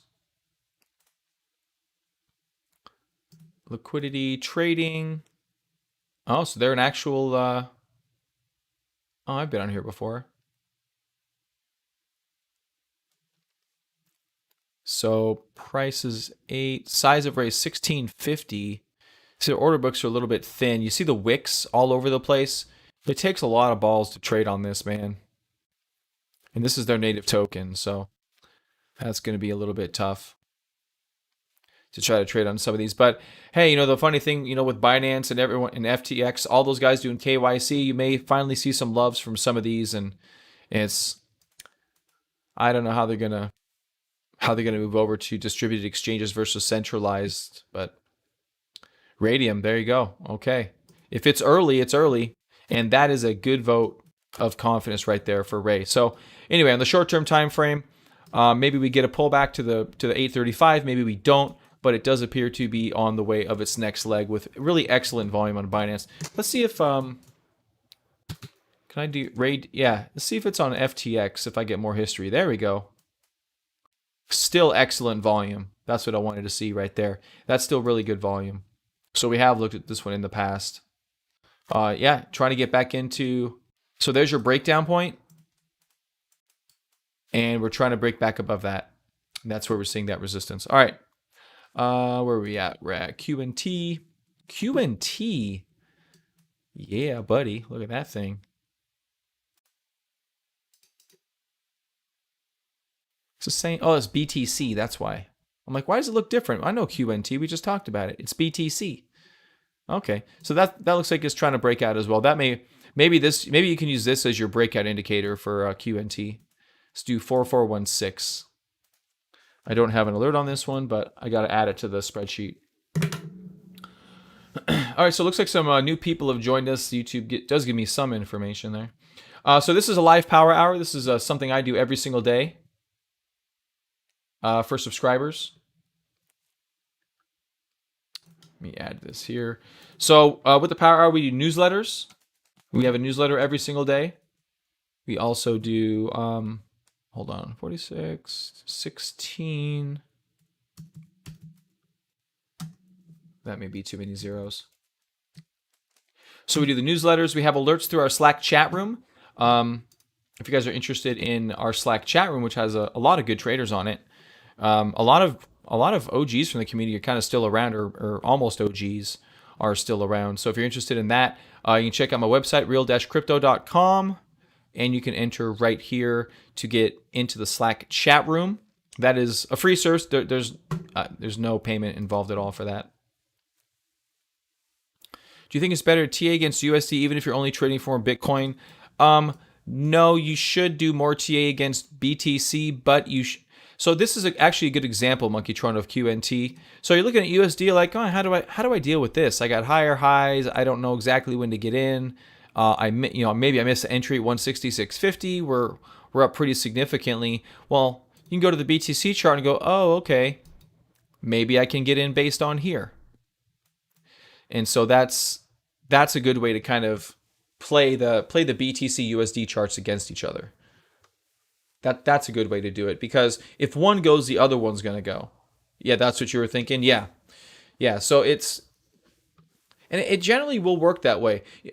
You know what I say, when both charts look good, that's a good sign. In QNT, both charts look pretty good. This has already been in an uptrend ever since it came out of Binance.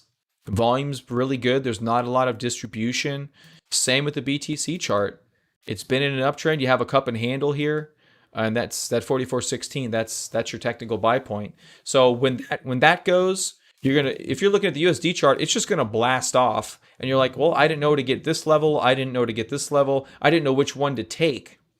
Well, you do if you look at the BTC chart, because maybe they're playing it against BTC. I don't know. Maybe that's what they're doing. But yeah, it's a little difficult when you have both assets, but it should look good on both charts, ideally. All right. So this is a new one, Wax P. This is pretty stable up here. Needs a little bit more time, but it could try to go M-Box. So this is the one that, yeah, we talked about this on the day that it was up here. The 9 o'clock hour, I think, yeah, it was up a little higher. It's probably right there. No, that's 5. There's 9. So great volume. This thing is just on its way. See if they have a BTC pair. Same thing, same damn thing.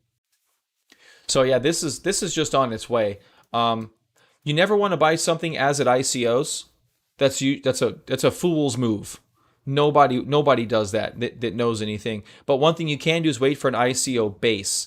So an ICO base is that you let it correct a little bit. It doesn't have to take very long. In this case, it only took 5 or 6 days, and that's enough. I mentioned that the other day. I said that's all you need. That's enough. And then consolidates, and then boom, pops up. So WaxP could do something like that here too. So it's consolidating. And so you can go above the 45.62 right there if it starts to blast off, and it looks pretty good here as well. It looks really nice. You got a lot of good volume signatures, your VA tool, more pocket pivots than not.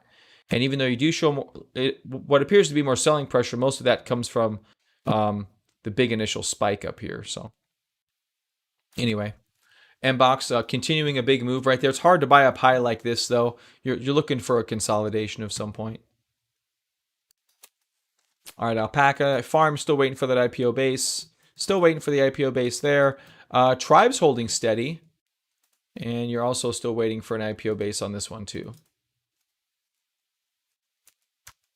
All right, so that was it. Let's take a look at stocks in Tesla.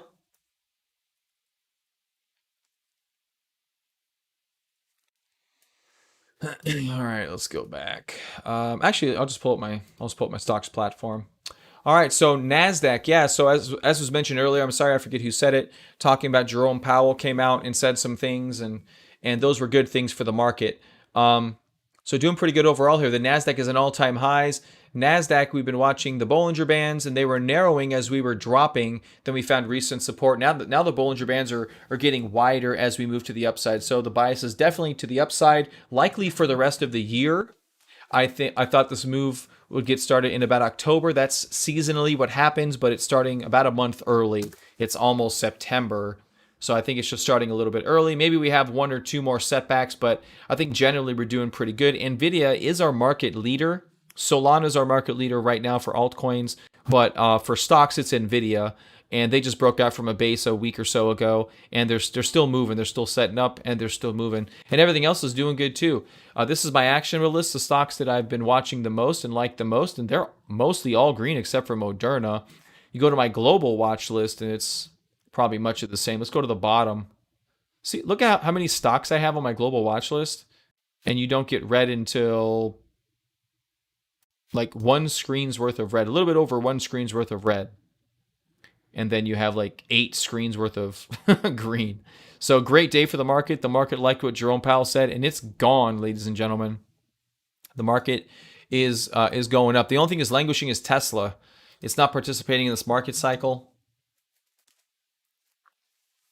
And that is because it's why Nvidia? Everything. Freaking everything. The world right now lives on Nvidia. Artificial intelligence, actual gaming graphics, it's still the best. Crypto mining, but that's going to be reduced due to Ethereum moving over to proof of stake. So just everything. They're able to raise their prices because of chip shortages. So I mean, it's just everything. Nvidia it's shooting on every cylinder right now. Absolutely every cylinder. The only thing that I won't even say harming them is that that much is Tesla isn't using all Nvidia. They're doing their own Dojo chip, which if you watch the AI thing if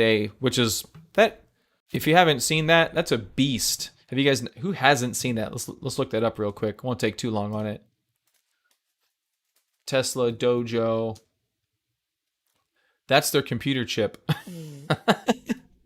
Oops, let's go to images. So that's their computer chip that they designed. It's freaking ridiculous, and they're just gonna stack these, and it's pretty cool stuff. Like, now, granted, this is more than one computer chip, but when you think about an Nvidia and a graphics card, you know, it's just a bunch of chips kind of glued together, which is essentially what this is. Let's see if they have the diagram. The diagram is really cool. If you guys are geeks at all, Dojo chip diagram. It's super cool. Nvidia wait for a pullback, Nordal? I don't know. It's late. Nvidia's already moved up. It's so tough. I got in on the breakout, luckily. I was waiting for it, and then it put in the base, and I got, but it's already pretty extended.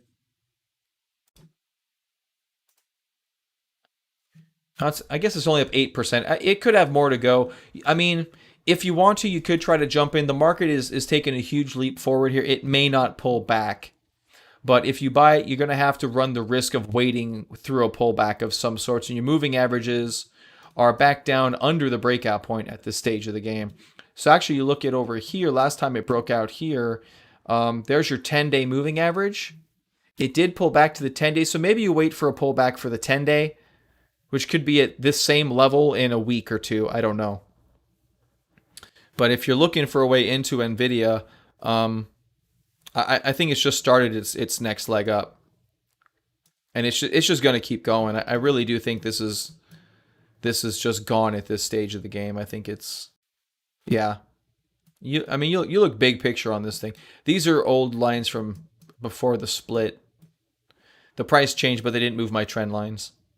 So that was my analysis right there. But yeah, it's going and it's coming into yeah, there you go. It's going more parabolic. It's just gone. Tesla will have its day, but it's not today. But yeah, this chip is dope though, for this Dojo chip. So this is really the only thing that is stopping Nvidia. And it's not even that it's stopping Nvidia. This is the only guys that aren't using Nvidia. Is they have all these chips and they have like they each have their own little bit of RAM. It's like a bunch of tiny computers. If you haven't seen this, it's really cool. If you're a tech geek at all, you should go watch that presentation. It's super cool, and they built it into that freaking behemoth. It's bonkers. It's super neat. All right. So stocks are doing good. What'd you say, Monkey Sean? What did you say we should do? Okay, so we talked about BTC bull trap. We can and silver. I didn't write it down, so let's do silver and gold. You know, I haven't looked at them in a while. It's probably a good exercise. All right, let's do yeah, let's do it here. Let's use SLV, which is an ETF equivalent. So silver, oh, the Dixie, okay.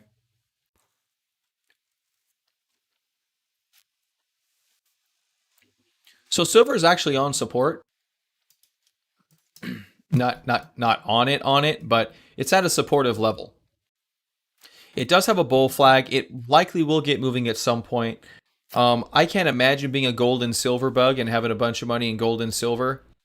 And it did okay, but it didn't really outperform with printing $3 trillion, probably more as of right now, and some of the bills being passed that I'm loosely hearing about because I don't follow the news. You would expect it to do a little bit more, but it's just not for the reasons. Maybe cryptocurrency. I don't exactly have a great insight into that exactly, but so there's a declining broadening wedge here on gold, and that's actually a small double bottom base. You buy point on gold would be right there at about the 170, 141. So here's your rally. If you don't know what a double bottom base looks like, yes, double bottoms undercut and then bounce back. So a double bottom base, there's two kinds of double bottom bases. One is the one that you're used to, which is that one, right? Where it bounces at the same level and then rallies on through. There's another kind of double bottom base which William O'Neill coined, and it is one where it undercuts the first base and then bounces back, shaking out weak holders. So that is a double bottom base, and that's your technical buy point. That would be your bullish scenario on gold right now. XAG, XAU.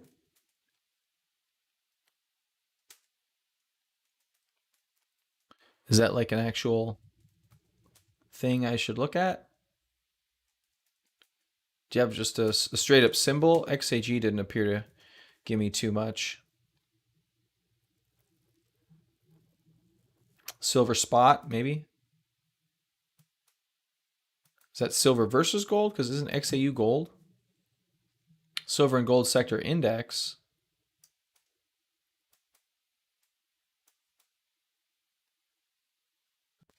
So I don't know. Here's the thing with gold and silver with me. Okay? Why? Like, seriously. Why put effort into freaking gold and silver? You got crypto freaking currencies. Who cares? Like, you want protect? I mean, I just don't understand. I don't. If you want protection, I don't know if gold's the way to go. Go buy bullets. You know what I mean? Silver's not going to do anything for you. Gold's not going to do anything for you. There's not really a lot of... well, there's supposed to be safe havens, but in what context? In what context? I mean, bonds are supposed to be safe, but that's about it. They're looking good. Yeah. But they don't have any momentum. Like, it's been basing for all... I mean, I guess not quite 2 years, but... so July... It's been basing for a year. I'm not mad at bases. Maybe when it's going to break out, maybe I'll be more excited. That's probably what it is. Like, if it looks like it's going to run, then I'll be more excited. But that's about it, probably. So I think that's what it is. I think that's why I'm getting a little bit uppity about it. I mean, the bases look okay, but they're not quite ready yet. What's up, B-Dubs? Didn't you say hi in the beginning? Dixie. So is the dollar. Do you want to look at it against something else, Monkeytron? Oh, look at that. No, gold can get exciting. Gold and silver can get exciting. I remember the silver rally. What year was that? 2014 or 2013 or something like that? That was crazy. Silver had a crazy ass rally. That's a good time to be in silver. No, I didn't do Amazon or CCJ. We can look at those for a minute though. But so yeah, so the dollar currency, there's this range here that has been in since 2015. We're, I guess, loosely trying to bounce off of it. We'll see if we undercut it. I kind of hope we don't. Kind of hope we stay above it. But recently it has found some resistance and looks like a little bit more stagnation. But we're doing okay where we're at right now. It's okay. Amazon, let's go back to stocks, I guess. Amazon's interesting. Amazon broke a rule.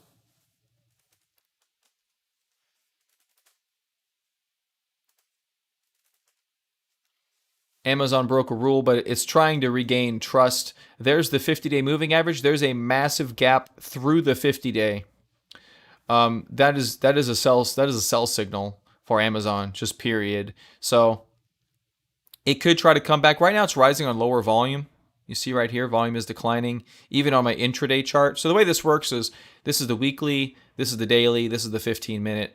Even on this, the volume is declining on the way up. It could rally back through, regardless, but the 50-day likely will act as resistance right now. So I'm trepidatious on jumping in Amazon. I thought about it the other days. It was down here. Somebody pointed out it was trying to bounce up, but I'm like, there's just too much risk right now. You've got Nvidia blasting off. You've got NASDAQ in all-time highs. Amazon, it's taken its sweet-ass time. And I'm not... it wasn't a trade I was interested in. And then you mentioned CCJ. What do these guys do again? Metals or something? I don't know. This one's doing okay. I mean, it's attempting to bounce back. Volume's a little bit lackluster. Again, something I wouldn't jump into. We have a lot of other really good stocks out there. Oh, it's the uranium play? Gotcha. Yeah, I mean, I guess if you're willing to wait it out, you could try to do something, but it's not screaming it wants to go into highs. So, really not something massively interested in right now either. I mean, there's another one. JJ was looking at... you guys seen JJ lately? He's been MIA. LAC was one he's been looking at. This one, if you're looking for rebounds, this looks a little bit better. It's not uranium, though. It has a bit of a cup formation to it right there. I think this is lithium. Yeah, lithium. This is a lithium company. So it's not uranium, but it's loosely in the same sector. This looks a little bit better. See the volume stepping up here? See, that looks much better. I'd be looking much more interested in something like that. All right. All right, what else we got? Oh, we're going to go over BTC bearishness. All right, let's do that, then we'll bounce. So once again, guys, look for timestamps on this stuff after the video's over if you want to revisit something or... And then, yeah, guys, feel free to hit me up in Slack if you guys have any questions about what we did today. Yeah, so we'll do that. I'll wrap up, and then we'll get out of here. Okay, let's clean the chart up a little bit. Actually, you know what? I think I'll just get rid of follow through days for right now. And we'll move on to one of our other charts, other BTC charts. Yeah, LAC looks pretty good. JJ was big into that one. I hope he still got his stack. I thought he liquidated some of it. All right. So Bitcoin bearishness, rising on low volume. Yeah, I get it. Yeah, for sure. Even going all the way back here, if you give up that one capitulation spike, BTC rallying in lower volume. What was did someone have a time frame on one of the questions? A couple people have mentioned this to me lately. Was there a time frame for this? I think someone said 2018. Rising in lower volume. I guess I'll just go by that. If you guys mentioned a time frame with this, shout it out and we can check it out. The problem right now is that Bitcoin has changed its behavior since, essentially our low. It's been a different coin since right there. Most of the action prior to this has been all parabolas and busts, like just, parabola bust. Ever since then, we've had a different market dynamic. We've had 250% pullbacks in the market since then, which we never had before in the past. Okay, so regardless of 2020, this is going prior to 2020. This is when I think the market behavior changed for BTC, generally, right? We had this, now we have this. There are some similarities, so maybe we can check this out. Maybe this, because it does feel a little bit like we did over here, doesn't it? Like we just keep rallying regardless of volume and other circumstances, and your volume isn't spectacular. You also, your volume isn't spectacular for a long period of time here. Actually, it only comes in with capitulation, and then that kind of forces the bull run after you have a capitulative move. So I guess the question here is, if we're rising on lower volume, is this similar to this? And if it is, where's our trend line A, which has already been broken, actually. I'll tell you that right now. That would be your trend line, so you have to adjust it.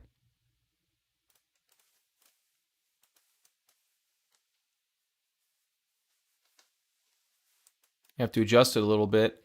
And it does, this one does crack at some point. Maybe we can look at some secondary indicators. Let's bring those in the mix. Whoops. All right, so rising on lower volume, and then we start to break it.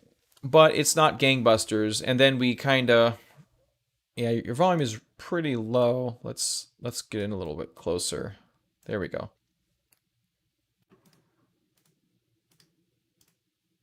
Whoops. Okay. So you move up, you have an RSI trend line here also. Arguably a couple of them.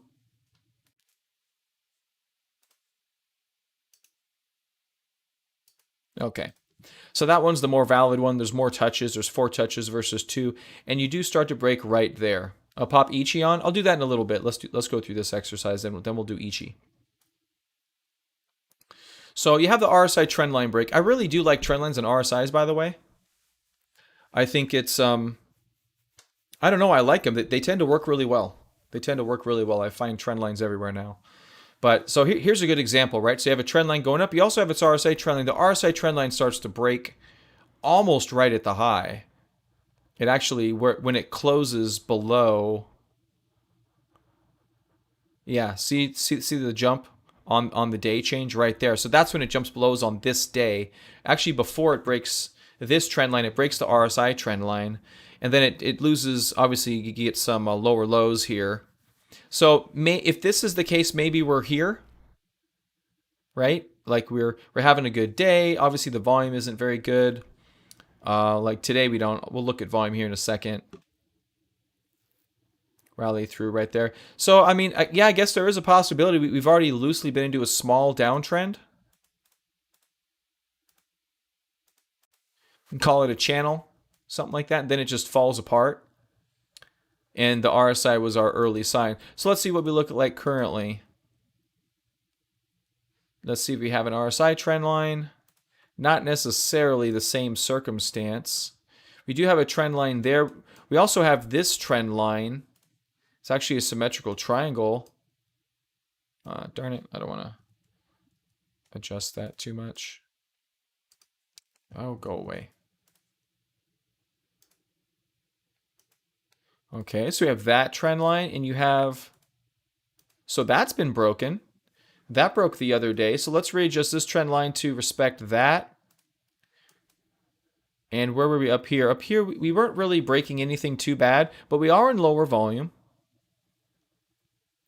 We have a long way to go till we even hit this trend line. I think we have this actual same thing on the Binance chart in terms of the RSI. See, there's the same trend lines. Okay, so yeah, in this specific circumstance, I mean, you can see the leaning bearish. So Monkeytron diverges as an RSI there to the downside. Divergent RSI there to the downside yet? Yeah, well, we do have divergence on the RSI. So you're rallying the whole time this RSI is declining, we're rallying. So that is a divergence. So we are already diverged. Could it be that... Yeah, could it be that it looks good, but it's going to fail? It's possible. I can't argue too much against that. Maybe if that's the case, if you want, let's argue bullish scenario. Okay, we know the bullish scenario: altcoins go to all-time highs, Bitcoin stays stable, and stable means doesn't have any major down days, probably more than 2%, something like that, right? Those are no major down days.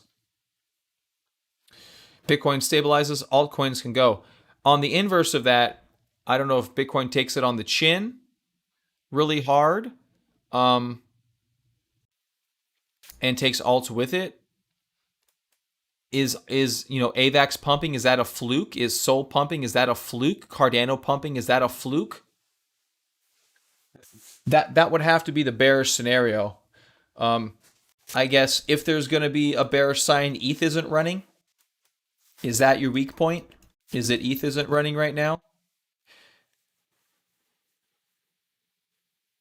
And this is technically also rallying. Well, it's not rallying low. It rallied in good volume, and then when the volume stopped on ETH, it stopped, and it's been consolidating with lower volume. So that's actually not bearish at all, in my opinion.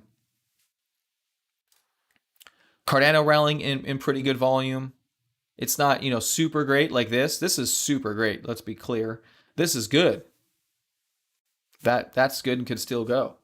And then you have Sol with excellent volume, really, really good volume. And you have AVAX with blockbuster volume. And these are all layer 1 network coins. So the question is Bitcoin going to rug pull them? That's the question.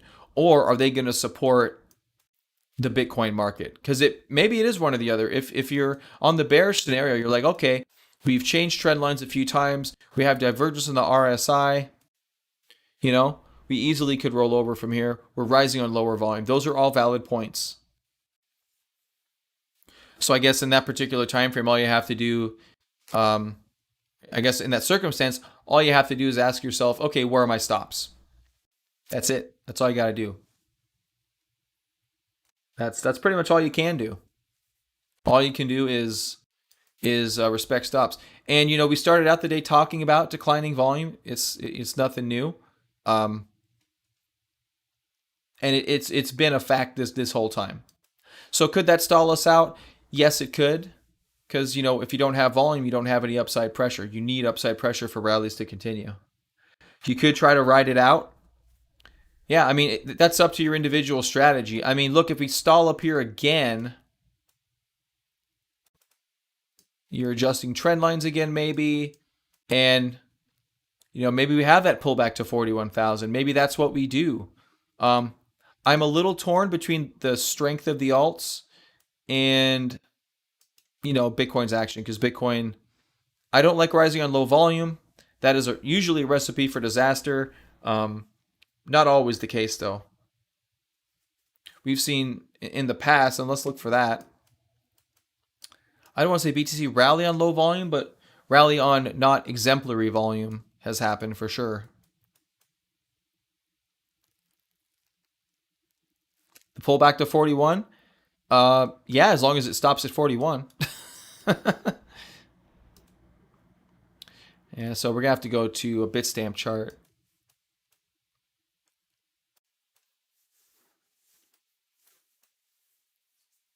Yeah, so like here's a scenario where I mean it's not super low volume, but it gets elevated, but it starts to rally, and then it starts to rally eventually on higher volume. You know, here's a consolidation on lower volumes. That's not a rally. This is a general rally. Volume's not low. Here's a small rally on lower volume that again picks up steam. The hope is that you end up picking up steam. Here's a rally on lower volume right there that ended up picking up steam over here, got higher volume. But it's not the same scenario. It's not a general decline like this. Also, the cycles in here, I'm not sure if they were longer. Were they longer? 40 days. Yeah, we're doing pretty good. About that up there. 75 days. So cycles are a little bit longer too, but yeah, when it comes to lower volume, I mean, it's definitely lower volume. I can't argue too much with that. It's there. The lower volume is there. So if we do get a pullback, a consolidation of sorts, we need to see how we do that, how the volume handles that, and that we've been looking for that. We had a stalling day here the other day. We've been waiting to see how this has been behaving. We did get another distribution day yesterday. Today, with 6 hours left to go in the day today, because we're 2 hours long today, will be about equal with yesterday. So we're still low volume. We still don't have any major move in either direction. You have to find the major move and then participate in it. Whether that mean implement your stop loss or exit your position or buy your position, depending on exactly what you're doing. And then if you look on the 2-hour time frame, back up here a little bit. Excuse me. We're still declining volume even on the 2-hour time frame.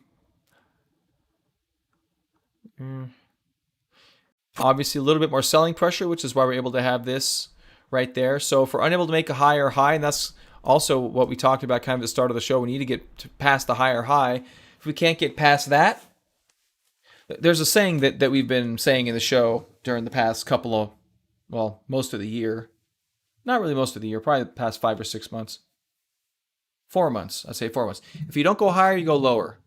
If you don't go lower, you go higher. That's exactly been what's happening. You try to go higher, you can't, you go lower. You can't go lower, you go higher. Can't go higher, you go lower. Can't go lower than this, boom, we pop up and go higher. Basically, higher highs and higher lows, right? So they've been unable to drop it so far. Someone's going to have to pull a trigger if they want to. And 50,000 seems to be right now some a decent round resistance number, and that's what we've rallied into.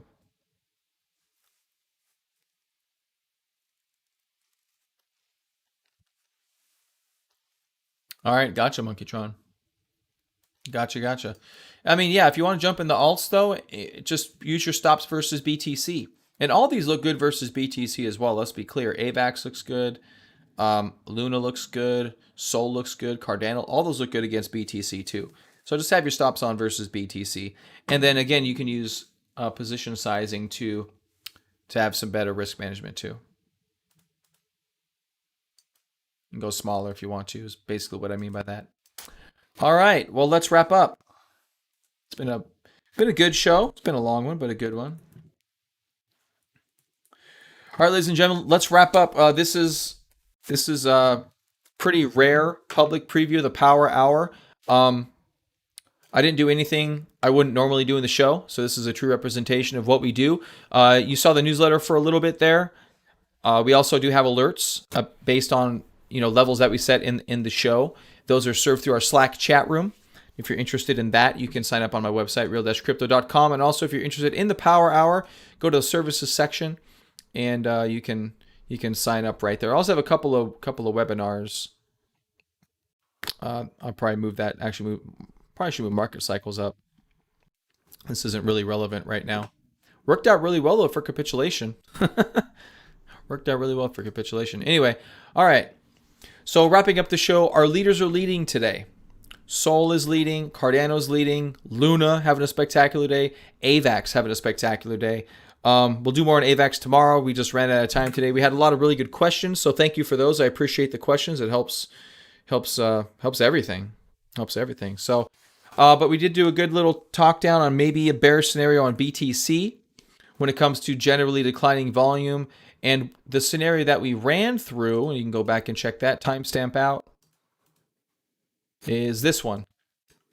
Bitcoin has a change in behavior since the low down here, and ever since that low, Bitcoin has had a different dynamic. Actually, one thing we didn't talk about, which I didn't even really notice until today, was this, or right now. Kind of have a whoops. Gotta start a new one. Little mini parabola sideways, mini parabola sideways. The question here, and I've actually said this, so this is not quite wrap up. In my opinion, and others have agreed with me, and for whatever that's worth, I'm not saying it's worth anything, but this action shouldn't exist. That action likely should not exist. We were not going to have a major capitulation, I don't think, until coronavirus came around. So if we're going to A and B this scenario, what you may be looking at is this scenario. If you avoid this action, I'm taking out the extreme action and drawing a horizontal across, right? So this is your more normalized pullback. I wonder if that's 20%. That is 20%. Boom. Hell yeah, that's our 41,000 level. So, maybe I just figured it out. I should do a public video about this. You guys are lucky you're getting at it in the wrap up. Everyone else is going to get it. Maybe we get our 41,000 retest. And Mel, you son of a bitch. Get out of here, Mel. I don't want to see you anymore. You don't come around anymore. You broke my heart. Get out of here. I don't want to see you. Maybe we do this. I don't know. I bet you the fibs work out, don't they? Booty shorts? What the hell are you talking about? How you doing, Mel? I was talking about you in the show yesterday. Actually. So we got here. So we come up to the 50% level. Here we shoot past 50% a little bit. I'm just fucking with you, Mel. You know that. So anyway, the argument could be that capitulation never should have happened. We didn't have it down here. We only had it here due to coronavirus. And we go sideways for a bit, then we curl back up. That would be a repeat of the cycle. I think I'll do a video about that. It actually fits really nicely. And it looks like the same damn thing too. 50% decline, 50% decline. Nice relief rally, nice relief rally. Sideways consolidation. So maybe we get that sideways consolidation. All right. Well, you hit the end of it, Mel. I'm leaving. I'm done. I'm well into overtime, and I'm not getting time and a half for this shit, so I'm done. But now, overall, I do like the alts. Bitcoin doing something like this. These alts could go bonkers. Absolutely bonkers. So keep an eye out for those. Maybe that's the answer. Maybe we just figured it out. It's possible. All right, everyone. I'm out of here. You guys have a great day. Thank you for joining me. I do appreciate it. Thank you for all the likes. I see there was quite a few likes today. I really do appreciate that. So yeah, if you guys are interested, check out the website, real-crypto.com. And I hope to see you guys in the Slack chat room, if not the Power Hour. And I will see you next time. Thanks, guys.